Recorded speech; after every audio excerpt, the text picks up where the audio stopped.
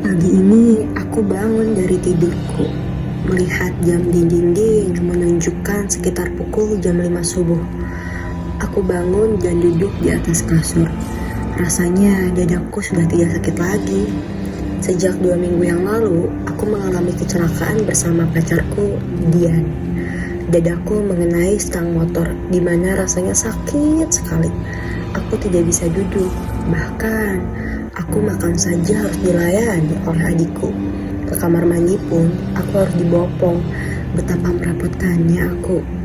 Sedangkan pacarku Dian hanya mengalami lecet-lecet saja di bagian lengan dan kakinya. Setiap hari, Dian selalu ke rumah untuk merawatku bergantian dengan adikku. Karena ibuku sudah meninggal 1 tahun yang lalu.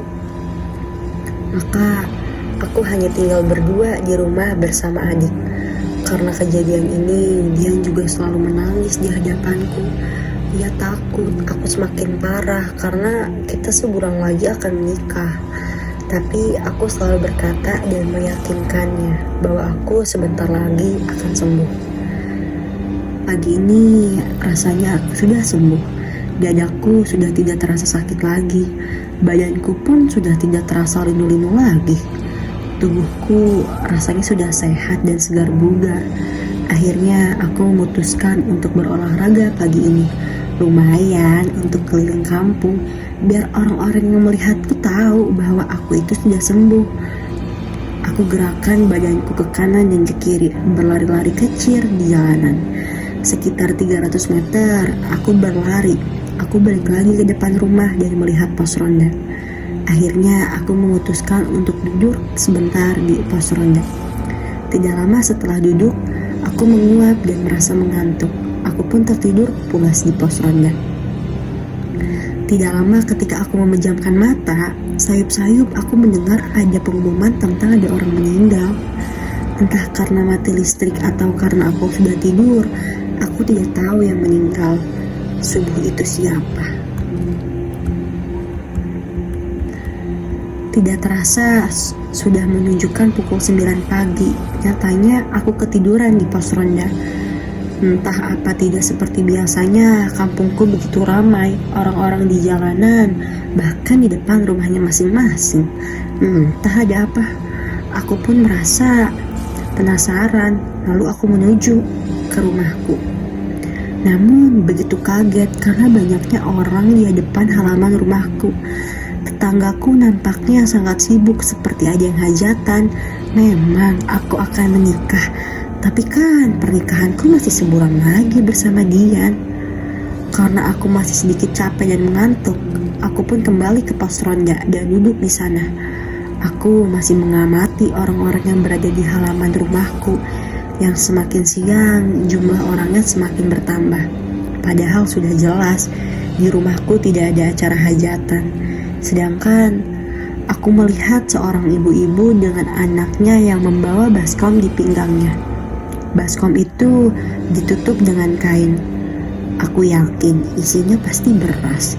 Biasanya, jika masyarakat di kampungku membawa baskom berisi beras, maka sedang ada yang merayakan sunatan, hajatan, atau ada yang meninggal, karena warga biasanya membawa beras untuk membantu. Karena aku sangat penasaran, aku pun bergegas untuk datang ke rumahku dan masuk ke dalam rumah. Namun, betapa kagetnya aku melihat sebuah keranda ditutupi kain hijau. Ketika aku akan menghampiri keranda tersebut, namun bapak-bapak yang sudah berkumpul siap untuk menggotong keranda mayat tersebut. Aku pun langsung berlari menuju rombongan penggotong dan penggiring mayat. Kapan adikku meninggal? Apakah ia sakit? Apakah ia meninggal tiba-tiba? Pikiranku pun begitu kacau. Aku bahkan tidak tahu bahwa adikku meninggal. Aku berpikir, mungkin ketika aku sedang berolahraga dan saat menggiring mayat, tidak ada satupun yang berbicara. Semuanya diam, bertunduk dengan pipi basah oleh air mata. Keranda pun digotong untuk dibawa ke kuburan, dan mayatnya akan dikuburkan tepat di sebelah kuburan ibuku yang sudah meninggal. Aku melihat banyak sekali warga yang untuk mengantarkan mayat. Aku sangat senang karena aku masih ingat ketika ibuku yang meninggal, hanya sedikit warga yang mengantarkan ke kuburan. Bahkan tidak ada satupun warga yang menghaturkan doa untuknya. Setelah dikuburkan, akhirnya berdoa dahulu. Sebelum dimasukkan ke liang lahat, aku bertanya kepada bapak-bapak di sebelahku, "Pak, ini siapa yang meninggal?" Karena aku masih janggal jika ini adikku yang meninggal.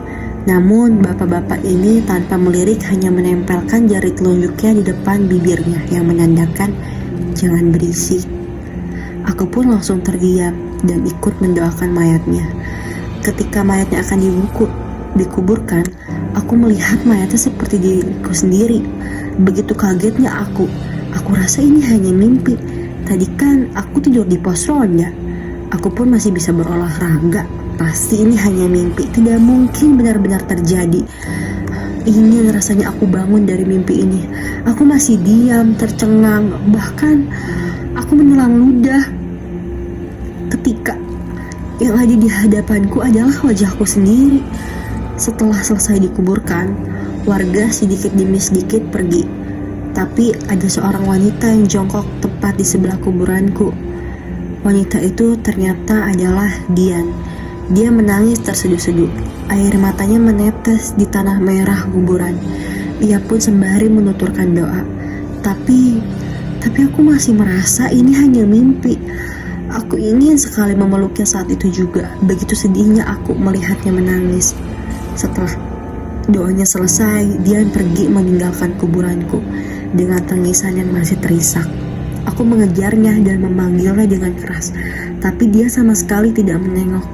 Dian terus berjalan pergi meninggalkan kuburan. Cuaca yang tadinya cerah berubah menjadi mendung. Angin sepoi-sepoi membelai kulitku dan terasa dingin. Aku menoleh ke arah kuburan. Masih ada wanita lagi yang jongkok tepat di sebelah kuburan itu. Mimpi buruk macam apa lagi ini? Wanita itu memakai jubah hitam panjang. Ia menunduk dan bersandar di batu nisan. Aku menghampiri wanita itu. Ia menonggakkan kepalanya tersenyum tipis. Wajahnya sangat pucat dan matanya berbinar. Ternyata dia adalah ibuku. Betapa kagetnya aku dan tiba-tiba tubuhku dingin menggigil.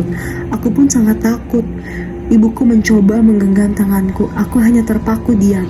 Tangannya amat sangat dingin. Aku masih berpikir ini adalah mimpi. Aku ingin bangun dari mimpi ini. Tapi rasanya aku bahkan tidak bisa pergi dari tempat ini. Nak, ibu senang. Sekarang ibu sudah tidak sendirian lagi, ucap ibuku. Dan ternyata ini